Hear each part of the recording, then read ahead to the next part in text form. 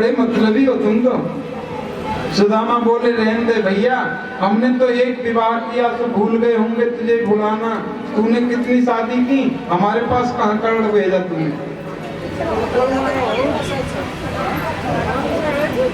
अच्छा तो भाभी ने मेरे लिए क्या भेजा है फिर? सुदामा अब चावलों की पोटली को दिखाना नहीं चाहते।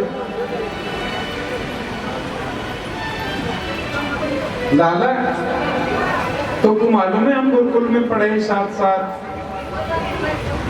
जंगल को जा रहे थे लकड़ी बीनने के लिए, कैसी कड़ाकेदार ठंड पड़ रही थी, याद है? कन्हैया बोले वो सब तो ठीक है, पर भाभी ने क्या भेजा है? अरे भैया तू तो जाबाद के पीछे पड़ जाए फिर छोड़े ही ना। एक बार मैया ने हमको भेजा था लकड़ी बीनने के लिए, ध्यान है वो दृश्य? कन्हैया बोले वो सब ठीक है, पर भाभी ने क्या भेजा ये बताओ। कछ भाभी हमको दियो तो तुम काहे नहीं देत, चाप पोटली कांख में रहे कहो कही दी। भाभी ने जरूर मेरे लिए कुछ न कुछ भेजा होगा। सुदामा सोचते हैं मैं तो विपन्न हूँ, गरीब हूँ, बड़े बड़े राजघरानों की कन्याएं मेरे कन्हैया की धर्म पत्नी हैं। अब इन कन्याओं के सामने मेरे कन्हैया की बात 2 नंबर पर आए, ये ठीक नहीं है ना। भगवान कहते नहीं सुदामा, पदार्थ क्या दिया मैं कभी देखता नहीं, मैं तो केवल भाव देखता हूँ।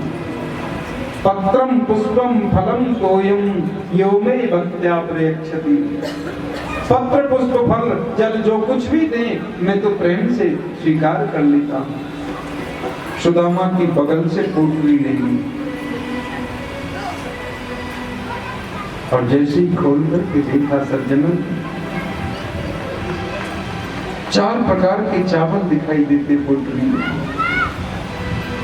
धान के चावल, पीले चावल। द्वारकाधीश सोने की द्वारका में रहता हूँ और मेरा मित्र ऐसा जिसके घर अन्न का एक दाना भोजन के लिए नहीं है। एक मुट्ठी चावल की खाई और मन ही मन ये आशीर्वाद दे दिया कि स्वर्ग का सम्राट होने का सुख मैं अपने सुदामा को प्रदान करता हूँ। दूसरी मुट्ठी ली, दूसरी मुट्ठी से आशीर्वाद दे दिया त्रिलोकी के एक छत्र सम्राट होने का सुख अपने सुदामा को देता है। तीसरी खाना चाहते थे, रुक्मिणी ने मना कर दिया। अंदर बैठी थी, दिखाई नहीं दे रही थी किसी को भी, बाहर तो कृष्ण सुदामा ही बैठे थे बस। और कन्हैया बार बार अंदर देखते सो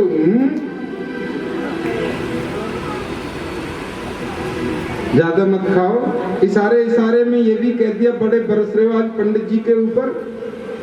वो भी तो पंडित जी थे जो छाती में लात मार के चले गए थे। भृगु ऋषि ने नारायण भगवान के वक्षस्थल पर पाद प्रहार किया था। विप्रत प्रसादात कमला वरोह, मैं जो कुछ हूँ सो ब्राह्मणों के आशीर्वाद से हूँ। सुदामा को क्या दिया मालूम नहीं, स्वयं सुदामा को पता नहीं। सुदामा बोले भैया कच्चे चावल कोई खाने की वस्तु थोड़ी होंगे, तू तो माने ही ना। कृष्ण बोले आप मना करते तो नहीं खाता।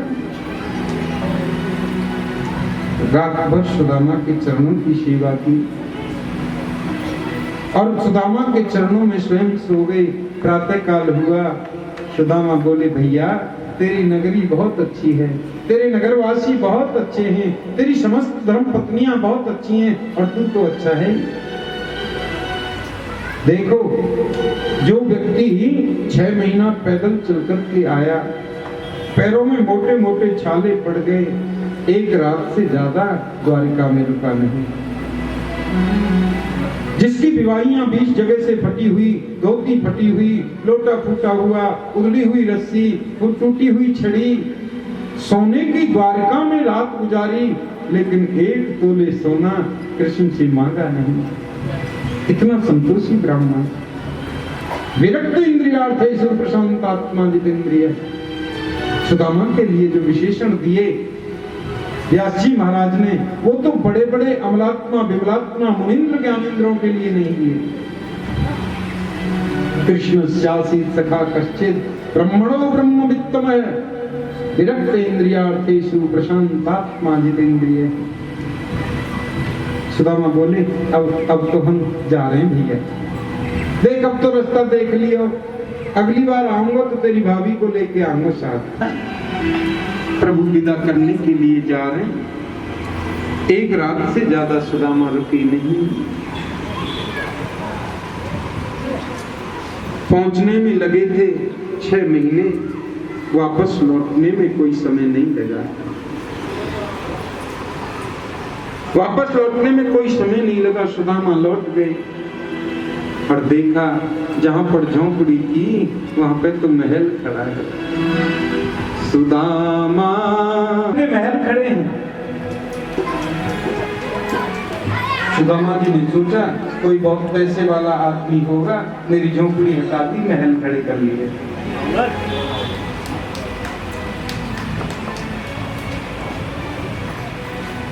पूछूं तो नहीं है किसका महल है? अरे भैया ये कौन सी नगरी है, कहाँ आ गया मैं? बोले साहब ये सुदामापुरी है। सुदामापुरी? अच्छा कोई सुदामा नाम के सेठ जी होंगे? भाई एक नाम के 2 व्यक्ति होते ना, एक पैसे वाले सेठ जी और एक गरीब ब्राह्मण। मेरी झोंपड़ी हटा दी, यहाँ महल बना लिया।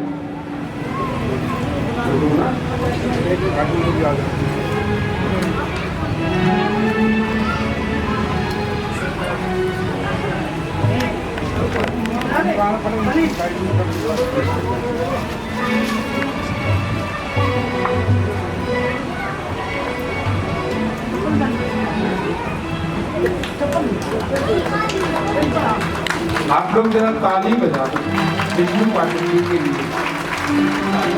जोर से ताली बजाओगे तो अगली बार भी कथा कराएंगे।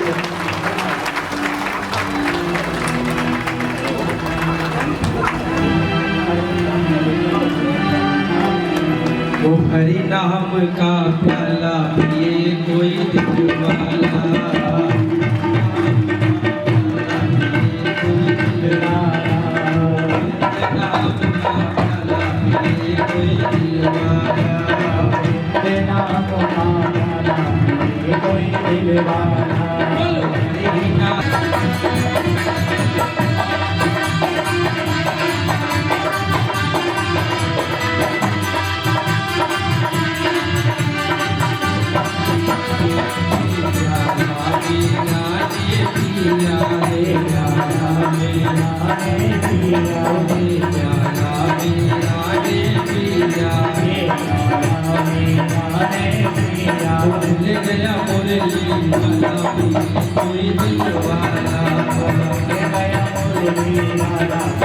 कोई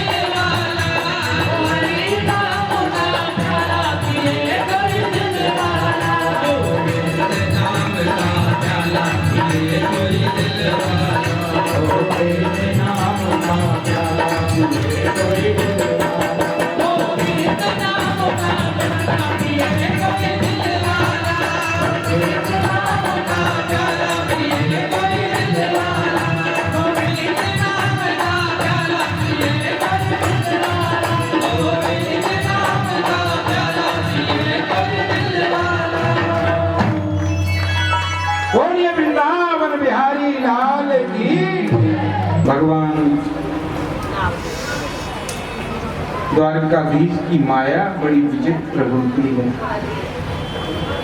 सुदामा बोले जरा सेठ जी को बुलाओ, पूछ तो लूं मेरी झोंपड़ी कहाँ है। दरबान बोले सेठ जी नहीं, वो तो पंडित जी हैं। पंडित जी? अरे पंडित जी तो मैं ही हूँ, पर मेरी झोंपड़ी कहाँ गई, मेरा महल कैसे बन गया, ये समझ में नहीं आ रहा। अच्छा भैया पंडित जी को ही बुलाओ, पंडित जी को पूछ लो। एक नाम के दो पंडित जी भी तो हो सकते हैं ना, एक पैसे वाले पंडित जी और दूसरे गरीब ब्राह्मण।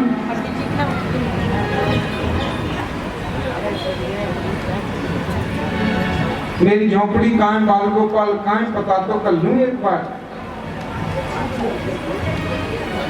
की कृपा से अब ऐसे हो गई, अब छोड़ो उनको, अब इधर देखना शुरू करो। सब लोग वहीं खो गए।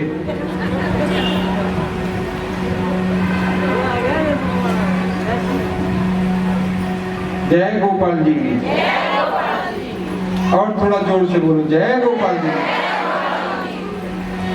कल से तो बोलना नहीं है, बस आज की बात है थोड़ी सी। ऐसे हो गई प्रभु की कृपा से। सुदामा जी ने देखा दूर से, बोले ये नहीं। लौट करके जा रहे थे, पीछे से आवाज आई, स्वामी।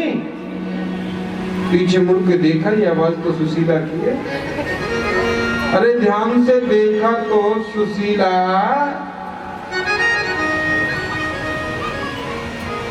ये सब कैसे हुआ? बोले सब द्वारकाधीश की कृपा है। सुदामा बोले तुम बच्चों की घर बैठे ही कृपा कर दी, हमारा तो न सोटा बदला, न लोटा बदला, न लगोटा बदला, जो कुछ है तो पहले जैसा ही है। तुम तो घर बैठे कृपा कर दी। सुदामा को अंदर ले गई, अच्छे रेशमी वस्त्र पहनाए, नहलाया धुलाया, कंचन की सेज पर सोने को मिला। लेकिन रात्रि में सुदामा को नींद नहीं आई। कहते भूमि कठोर पे रात कटे, अब कंचन सेज पे नींद न आवे। प्रातः काल हुआ, पत्नी से बोले सुशीला तुम्हें धन चाहिए था ना, द्वारकाधीश भगवान ने कृपा कर दी, खूब धन दे दिया तुमको। अब ऐसा करो, हीरे माणिक्य मोती जवाहरात इनकी तो बनाओ दाल, और सोने चांदी की बेलो पूड़ियां रोटी प्रेम से पकाओ और खाओ। मैं तो झोंपड़ी डाल करके भजन करूंगा, मैं नहीं रहता इस महल में। सुदामा जी जाने लगे तो सुशीला बोली आपको क्या लगता है मैं इस महल के पीछे रहूंगी? आपके चरणों को छोड़कर मुझे महल की संपदा नहीं चाहिए, मैं भी चलूंगी। दोनों पति पत्नी जाने लगे तो बच्चे बोले फिर हम ही क्या करेंगे, हम भी चलते। महल खाली करके सुदामा का पूरा परिवार जाने लगा। अंदर से आवाज आई, सुदामा जी। पीछे मुड़कर के देखा तो टेढ़ी टांग वाला बैठा हुआ। अरे लाला तुम कब आए गए हो? कैसे आए? बोले रथ में बैठ के आए, रथ चला के लाए। अरे भैया तू हमें अपने रथ में बिठा ले तो तेरो रथ घिस जाता क्या? हम तो इतनी दूर से पैदल आए हैं, हमें भी बिठा लेता साथ में। भगवान ने बड़ी सुंदर बात कही। हमारे जैसे राजा लोग अपने राजस अहंकार को लेकर इस पृथ्वी पर चलते हैं तो पृथ्वी पर भारी वजन पड़ता है, वजनी होती है पृथ्वी। आप जैसे विरक्त संत नंगे चरणों से स्पर्श करते हुए पृथ्वी को जाते हैं तो इसका भार उतरता है। सुदामा बोले भैया मैंने कब ये महल दुमहले मांगे थे तेरे से? अपनी संपदा को आप संभालो, हम तो आपके नाम को संभालेंगे बस। तूने पहले ही इतना दे रखा है, देखो कभी कभी भगवान का धन्यवाद करो, ये नहीं जब देखो तब रोते रहे, अभी वो नहीं हो रहा है, फिर वो नहीं हो रहा है, फिर नेगेटिव सोच को हटाओ, नकारात्मक सोच को दूर करो, सकारात्मक विचार अंदर आने दो। जिस व्यक्ति के अंदर सकारात्मक विचार हैं वो जीवन में कभी दुखी नहीं हो सकता। कितना ही दुख का पहाड़ टूट जाए लेकिन कभी विचलित नहीं होगा।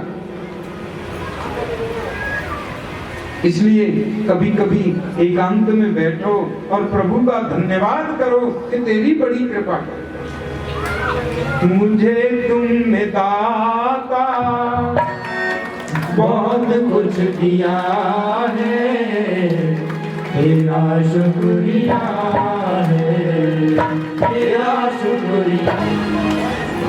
समस्त ब्रजवासियों को लेकर नंद बाबा कुरुक्षेत्र पधारे। ब्रज की गोपियां राधा रानी सब कुरुक्षेत्र में गई।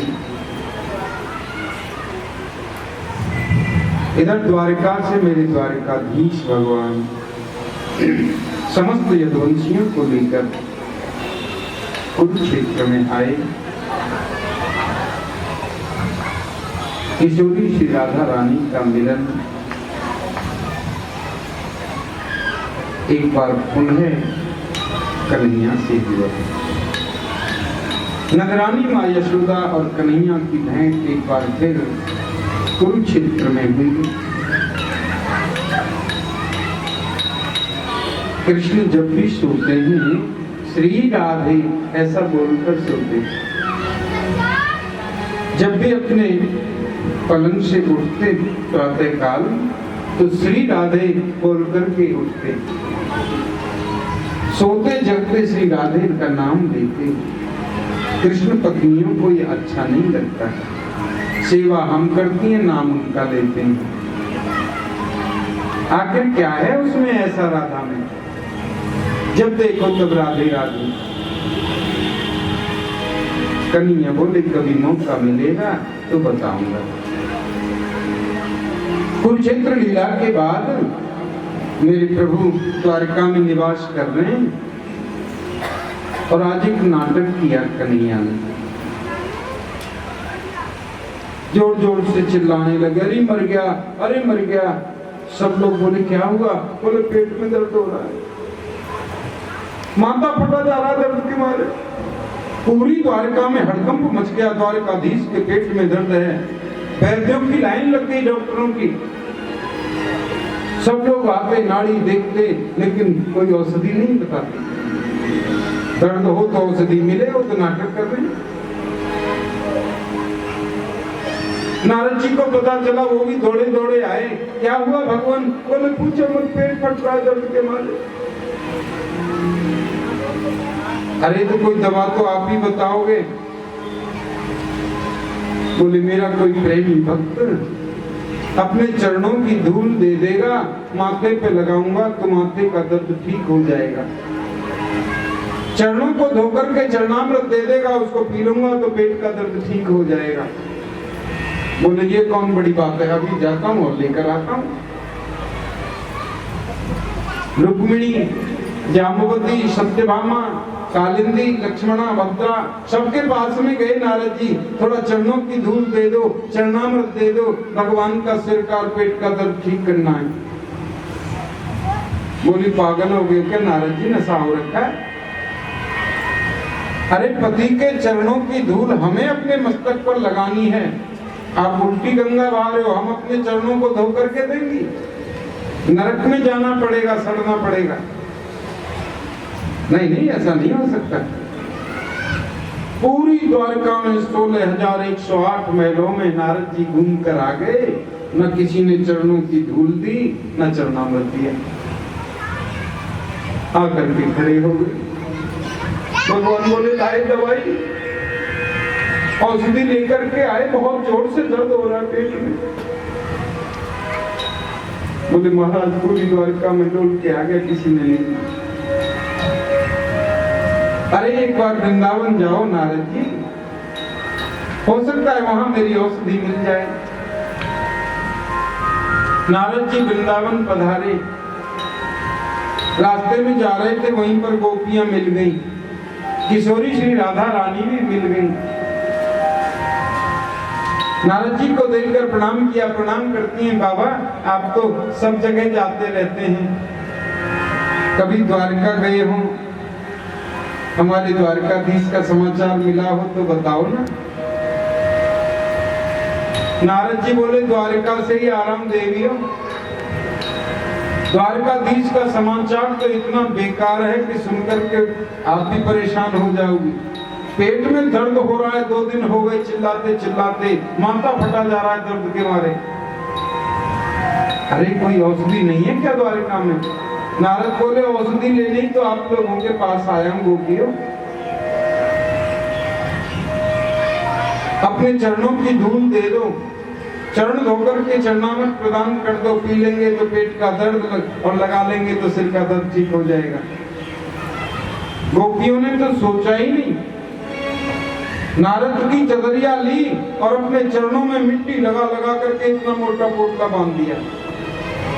कमंडल लिया, रगड़ रगड़ के पैर धोए और कमंडल भर दिया। जाओ नारद जल्दी जाकर के पिला देना, और सुनो उनसे बोलना बचा के भी रख लें, कभी दोबारा दर्द हो तो फिर काम आ जाएगा। नारद बोले कमाल हो गया, तुम जानती हो गोपी क्या करने जा रही हो? जिसको तुम अपना चरणामृत देने जा रही हो वो परम ब्रह्म परमात्मा है, भगवान है, और भगवान का चरणामृत हम लोगों को लेना चाहिए, ना कि अपना चरणामृत उनको चढ़ाना। नरक में जाना पड़ेगा ऐसा करोगी तो। गोपी बोली या स्वर्ग में जाना कौन चाहता है? हमारे लिए तो वो नरक भी स्वर्ग से बड़ा है, जिस नरक में जाने से हमारा कन्हैया प्रसन्न रहे, और कुछ चाहिए ही नहीं। मेरे रोने से तुमको जो आए हंसी, तो मैं रो रो के तुमको हंसाती रहूं। हमारे लिए वो नरक भी ठीक है, लेकिन जल्दी जाओ। दौड़े दौड़े आए नारद, बोले औषधि मिली क्या? बोले हाँ महाराज, पोटला बांध के दे दिया है, बचा के रख लेना, कभी जरूरत पड़े तो फिर काम आ जाएगी। चरणामृत किया, अब कैसा लग रहा है? बोले ठीक हूं। माथे पे धूली लगाई, राधे रानी के चरणों की धूल में वो ताकत है, जीवन बदल सकती है, वो करुणामयी है। ये भजन मुझे बहुत अच्छा लगता है, वैसे तो समय कम है, पर चलो 1-2 कली गा लेते हैं।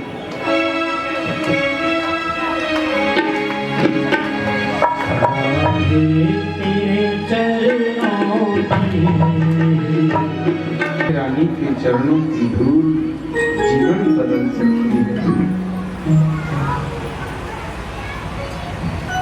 परीक्षित ने प्रश्न पूछा कि देवासुरा मनुष्येषु ये भजन्ति शिवं शिवं, प्रायस्ते धनिनो भोजा न तु लक्ष्यापतिं हरिं। भगवान देवताओं में, मनुष्यों में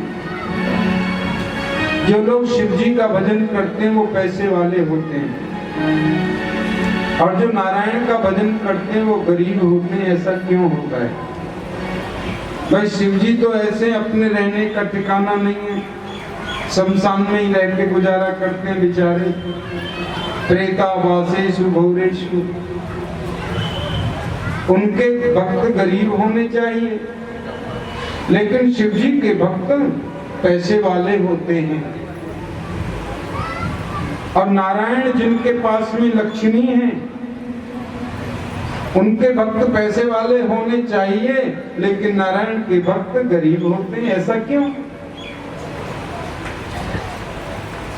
सुखदेव स्वामी बोले परीक्षित, पहले तो इस भ्रम को अपने दिमाग से हटाओ कि नारायण में और शिव में कोई अंतर है।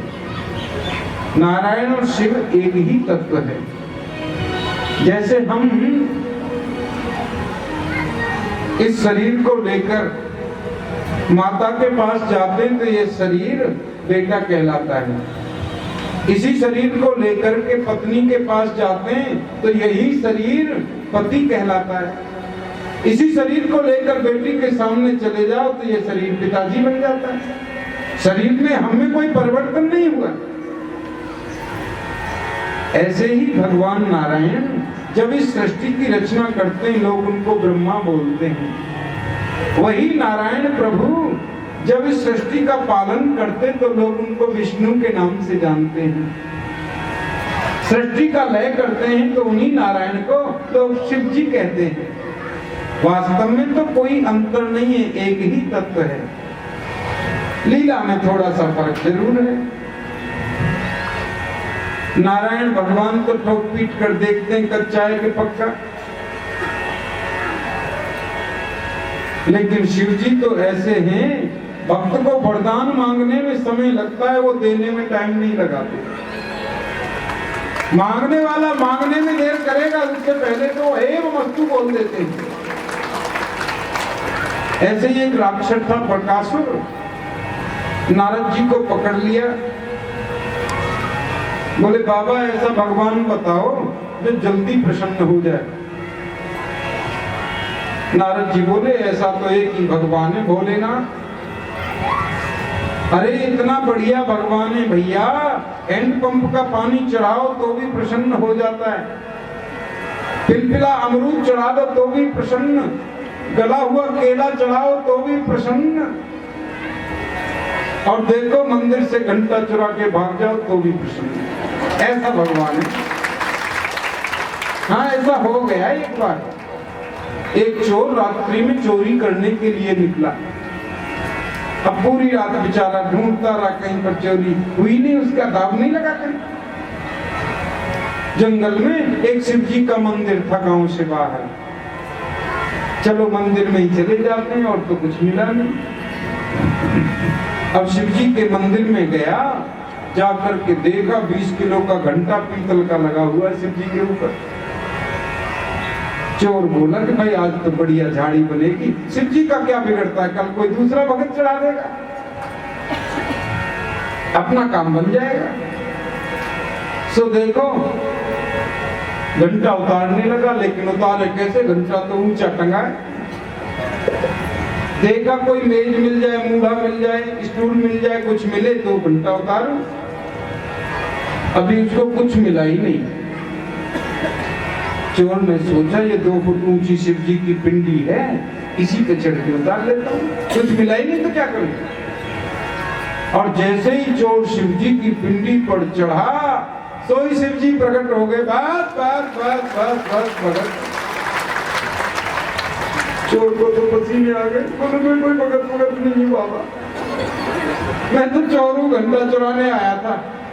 अरे नहीं, तुझसे बड़ा भगत तो कोई होगा नहीं। कोई हैंडपंप का पानी चढ़ाता है, कोई चिनिया बादाम चढ़ाता है, और कोई पिलपिला अमरूद चढ़ाता है, गला हुआ केला चढ़ाते हैं, लिस्ट रखते हैं सामने, ये भी दे दो, वो भी दे दो, वो भी दे दो। अरे तूने तो अपने आप को ही चढ़ा दिया मेरे ऊपर, तुझसे बड़ा भगत कौन होगा। तूने तो अपने आप को ही अर्पण कर दिया। वरदान मांग ले। ऐसे होते भोलेनाथ। आसु शीघ्रम तो आशुतोष। तो ये प्रकाशुर नाम का राक्षस तपस्या के लिए चला गया शिव जी की तपस्या करने। अब राक्षस लोग तपस्या भी अपने तरीके से ही करते हैं। फिर शिव जी की मूर्ति की स्थापना की और अपने शरीर को तलवार से काट काट करके शिव जी पर चढ़ा रहा है। राक्षस ऐसे ही करते। आधा हाथ कटा होगा, बस इतने में शिव जी प्रकट हो गए। बस बस बस भगत क्यों काटता है, शरीर को मारा है, वरदान मांग ले। तो वरदान मांग लिया, मेरा हाथ ठीक हो जाए और जिसके सिर पर ये हाथ रख दूं वही भस्म हो जाए। अब भोलेनाथ तो भोलेनाथ, भगत को बोलने में देर होती है, वो एवं वस्तु तो तुरंत बोल देते, बोले एवं वस्तु जाओ, ऐसा ही होगा। सुखदेव स्वामी कहते हैं परीक्षित, भोलेनाथ के बगल में बैठी थी पार्वती मैया। राक्षस प्रकाशुर ने देखा पार्वती सुंदर बहुत है, ये तो भांग धतूरा पी के पड़ा रहता है, इसी को मार देता हूँ, पार्वती को ले चलता हूँ अपने घर। गौरी हरण लालसा, ऐसे करके हाथ किया। शिव जी बोले अरे क्या करता है, और आगे क्या, अरे क्या करता है भगत, और आगे किया, शिव जी ने दौड़ लगाई। आगे आगे शिव जी, पीछे पीछे प्रकाशुर दौड़ा जा रहे हैं ऐसे करके। भगवान बैठे थे वैकुंठ में, कन्हैया बैठे अपने लोक में, और बैठे बैठे हंसी आ गई। रुक्मिणी जी ने पूछा क्यों हंसे? बोले मोह भी हमारा, हंसी भी हमारी, आई और हंस गए। नहीं कोई तो बात होगी। बोले आज पढ़ा है बाबा भगत के चक्कर में, बड़ा वरदान देता है एवं अस्तु, लेकिन बचाने तो मुझे जाना ही पड़ेगा ना। आगे आगे शिव जी दौड़ लगा रहे हैं, पीछे पीछे लंबा हाथ करके प्रकाशुर जी जा रहे हैं। बीच में मेरे भगवान गोविंद प्रकट हो गए, ब्रह्मचारी बन करके आए। शिव जी तो आगे निकल गए, वो दौड़ा हुआ आ रहा प्रकाशुर, सो रोक लिया, सुनो इधर आओ, और अपने पीतांबर से हवा करने लगे। अरे पसीने पसीने हो रहे हो शकुनी नंदन, कहाँ दौड़ लग रही है? प्रकाशुर बोला जानना पहचान में तेरा मेहमान, क्यों रोक लिया भाई मुझे? अरे वो शिव जी आगे निकल जाएगा, वो तुमने रोक लिया मुझको। ब्रह्मचारी बोले ओहो, लगता है तुम भी भोलेनाथ के चक्कर में फंस गए। क्या मतलब समझा नहीं? ब्रह्मचारी बोले मतलब क्या? वरदान मांग लिया होगा बस। हाँ वरदान ही तो मांग, अरे वो सिर पे हाथ रखने वाला मांगा होगा। प्रकाशुर बोला आपको कैसे मालूम? बोला दूसरा वरदान है ही नहीं उसके पास, जिसको देता है बस वो ही सिर पे हाथ रखे और भस्म हो जाए, वही मांगा होगा ना। बोले हाँ वरदान तो वही मांगा। अरे भले आदमी, देखने में तो पढ़े लिखे जैसा लगता है, सिर पे हाथ रखने से कोई भस्म होता क्या? मैंने भी वही वरदान मांगा था। हाथ रगड़ते रगड़ते हथेली के बाल उड़ गए। जलाना फूकना तो कुआ भाड़ में गया, किसी को गर्म भी नहीं कर पाए। सिर पे हाथ रखने से कोई भस्म होता? और मेरी भी बुद्धि देखो, खामो ही खा रोक दिया तुम्हें। जाओ पकड़ लो शिव जी को, दौड़ो खूब दौड़ो। अरे वो अपने आप तो दौड़ता इसलिए क्योंकि भांग धतूरा खाता है, नशे में रहता, थकान होती नहीं। भगत बेचारा 10-20 किलोमीटर मुश्किल से दौड़ता है, हार थक के अपने घर बैठ जाता है। प्रकाशुर बोले दौड़े नहीं तो और क्या करूं फिर? ब्रह्मचारी बोले अच्छा भला सिर तुमको ही दे रखा है परमात्मा ने। अच्छा, तुम्हारे कहने से अपने ही सिर पे हाथ रख लूं और भस्म हो जाऊं? तुम ताली बजा के हंसोगे?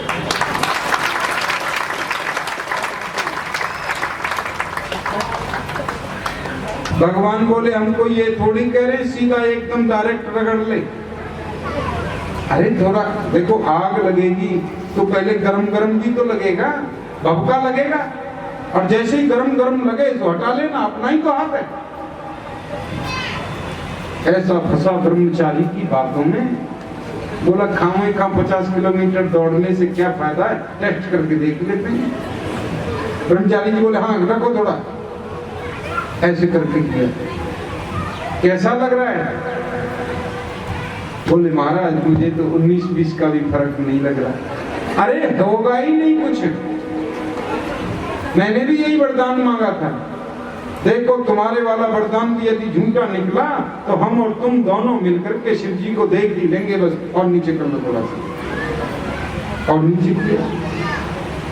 अब कैसा लग रहा है? महाराज कोई फर्क नहीं पड़ रहा। और करो, और नीचे किया। देखो गरम गरम लगे, भभका लगे तो हटा लेना, बाद में कहो बताया नहीं था। कैसा लग रहा है?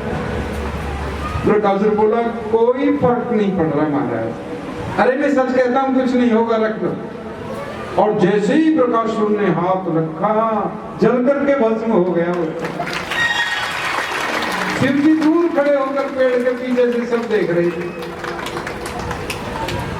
टेढ़ी टांग वाले का नाटक शुरू हो गया। अब बचा लेगा मुझे भगवान। बड़ी विचित्र विचित्र लीला करते हैं। आदरणीय सुखदेव स्वामी कहते हैं, परीक्षित, तुम्हारे जो बाबा हैं उन्होंने अश्वमेध यज्ञ किया पांडवों ने। यज्ञ में पहले किसको पूजा जाए ये प्रश्न उठा, तो कृष्ण की पूजा की बात कही गई। नकुल सहदेव सबने अनुमोदन किया। अर्जुन ने कहा हमारे तो सर्वस्व श्री कृष्ण हैं, भगवान प्रथम पूजनीय हुए।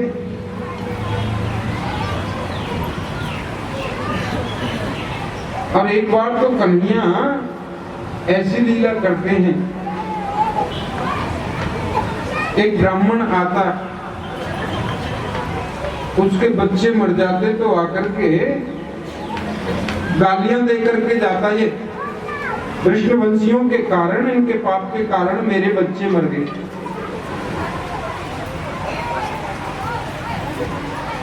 अर्जुन भी वहीं पर थे। अर्जुन ने कहा ऐसा गाली वाली मत दो भैया, ठीक बात नहीं है। बोले गाली कैसे नहीं दूंगा, मेरे जितने बच्चे होते हैं सब मर जाते हैं।